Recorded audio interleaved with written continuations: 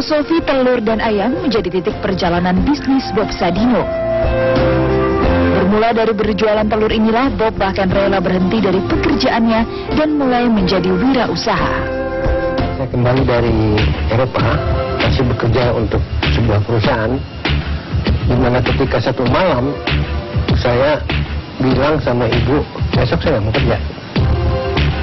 Itulah awal dari sebuah awal. Dia tidak ada komentar satu patah kata pun, dan itu sebetulnya kekuatan yang maha dahsyat yang mengakibatkan segala guliran yang ada hari ini. Nah, di dalam perjalanan itu sebetulnya yang menangkap peluang itu tidak otak saya, tidak pikiran saya, tetapi mata saya yang menangkap peluang. Apa yang saya tangkap? Saya lihat telur di Indonesia berbeda dengan telur yang saya makan di Eropa. Nah, dari situlah saya terbetik pikiran saya bersama beberapa orang kawan untuk menulis surat kepada pendiak, ya, breeder ayam di negeri Belanda untuk membeli beberapa ekor ayam dikirim ke Indonesia. Ya, otomatis ketika ayam itu berproduksi 5 kilo, untuk dimakan pun terlalu banyak kan untuk kita berdua kan. Ini saya jual. Perjalanan Bob Sadino beralih jadi wirausaha bukan tanpa kendala. Awal memasarkan telur ayam negeri, ia dibantu istri memasarkan telur dari pintu ke pintu. Saya jalan kaki, ibu bawa 2 kilo ke kiri, saya bawa 3 kilo ke kanan. Saya ketuk semua pintu rumah orang Indonesia. Tapi orang pun tidak ada yang mau beli telur yang saya jajakan tadi. Karena nggak ada yang ngerti. Ya? Nah, ketika saya mengetuk pintu rumah orang asing, langsung dibeli. Ya? Nah, keesokan hari lagi dia cerita sama kawan. Kawannya juga membeli. Ya? Lama-lama permintaan banyak. Kemudian kita tambah ayam telur lagi, ya, dari negeri Belanda. Pengalaman Bob Sadino hidup di Eropa membuat dengan cepat ia memahami kebutuhan pasar ekspatriat. Akhirnya apa? Saya tidak ada satupun langganan saya orang Indonesia, kecuali mereka-mereka yang pernah tinggal di luar negeri, ya, pegawai kedutaan, kalau dia beli telur pada kita gitu. Maka berkembanglah usaha ini, ya. Karena apa? Karena dari pelanggan itu kita selalu dapat masukan, Bob, kamu sudah jual telur, tolong dong jual garamnya. Loh, saya bingung kenapa dia minta garam. Akhirnya saya tahu bahwa garam pada waktu itu dijual dalam bentuk bata persegi itu, dijualnya di atas tikar di tanah. Tidak ada orang asing yang mau beli kan. Nah, saya lalu mengadakan garam yang sesuai dengan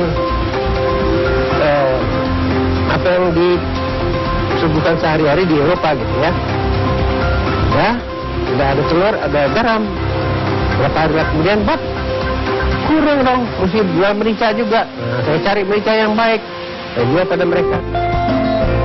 Perlahan tapi pasti, Bob Sadino mulai mengecap manisnya keuntungan. Di awal tahun 1985, perusahaannya mampu menjual 40 ton daging segar, 60 ton daging olahan, dan 100 ton sayuran segar per bulannya. Hingga akhirnya Bob merintis pendirian pasar modern Kemcik. Kemcik ini awalnya saya ingin hanya satu saja. Saya tidak mau kembangkan ke lain-lain tempat.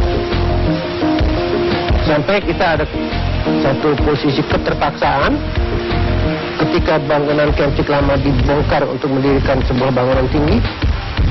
Saya sewa tempat di Pacific Place luas 2000 meter, ya kan? Ya, timbul Kemcik kedua. Tetapi tidak akan lagi ada Kemcik selanjutnya. Cukup di situ aja. Ya, ternyata seni hidup ini bagaimana seorang bisa mengatakan cukup. Enough is enough. Tidak hanya sukses mengolah pasar modern, pria bersio ayam ini juga sukses mengenalkan sistem budidaya hidroponik. Ketika saya berhidroponik ria, itu pada pertama kali memperkenalkan budidaya tanpa tanah, itu sekaligus saya memperkenalkan, Anda tidak sadar bahwa sayalah yang memperkenalkan melon untuk pertama kali, jagung manis untuk pertama kali, paprika, brokoli, dan segala sayur mayur yang Anda lihat di Kemtik itu tadinya sebelum tahun 70 atau sebelum tahun 80 nggak dikenal orang.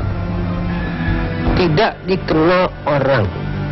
Ya, jenis-jenis terong, jenis timun, macam-macam jenis sayur mayur Eropa dan jenis sayur Jepang.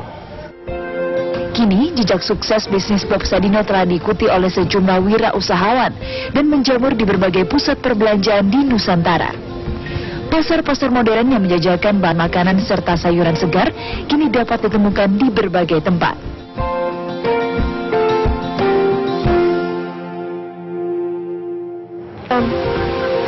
Akhirnya saya tahu bahwa garam pada waktu itu dijual dalam bentuk bata persegi itu, dijualnya di atas tikar di tanah.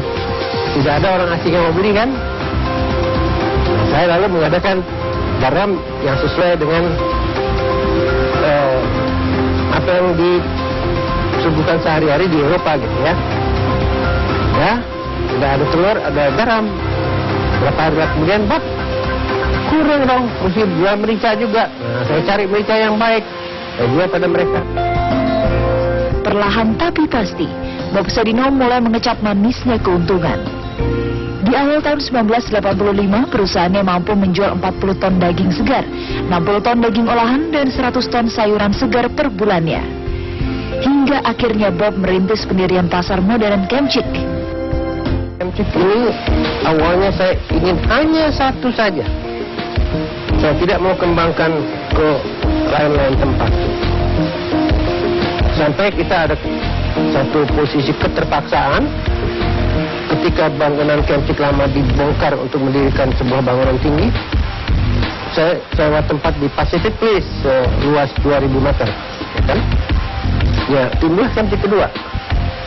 Tetapi tidak akan lagi ada Kemcik selanjutnya. Cukup di situ aja.